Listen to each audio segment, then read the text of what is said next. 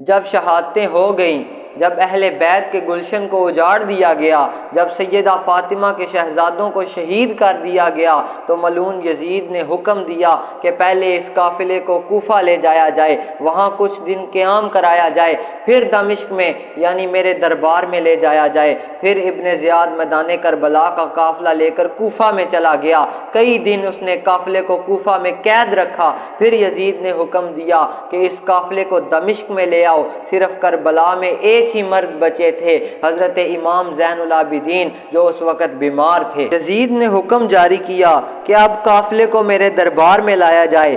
راستے میں ان لعنتیوں نے جشن کا اہتمام کر رکھا تھا۔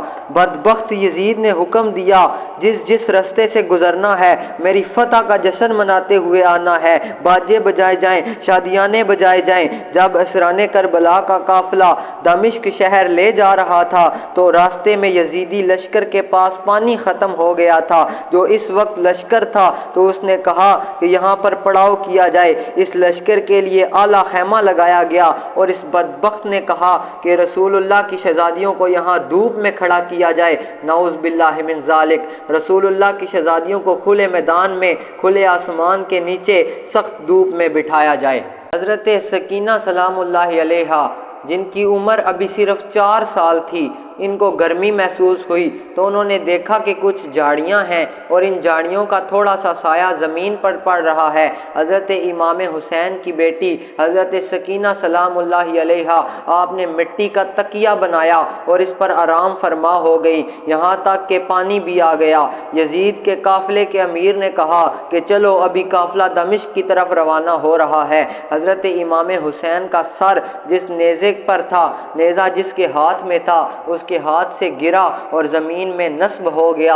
اس نے خوب طاقت لگائی لیکن سر زمین سے اٹھا نہیں جا پا رہے تھے، اور وہ نیزہ بھی وہاں سے نہیں ہلا۔ وہ جانتے تو تھے کہ ہم نے کن لوگوں پر ظلم کیا ہے، چنانچہ وہ بدبخت حضرت امام زین العابدین کے پاس گئے اور بولے کہ کیا ماجرا ہے، آپ کے بابا آگے چل نہیں رہے۔ حضرت امام زین العابدین کی آنکھوں سے آنسو آنے لگے۔ آپ اپنی پھپھی حضرت زینب کے پاس گئے اور کہتے ہیں کہ بابا آگے چل نہیں رہے، ذرا دیکھ لو بابا کی سب شہزادیاں موجود ہیں کہ نہیں، رسول اللہ کا سارا خاندان موجود ہے کہ نہیں۔ حضرت زینب نے سب کے نام لیے، وہاں پر موجود تھے۔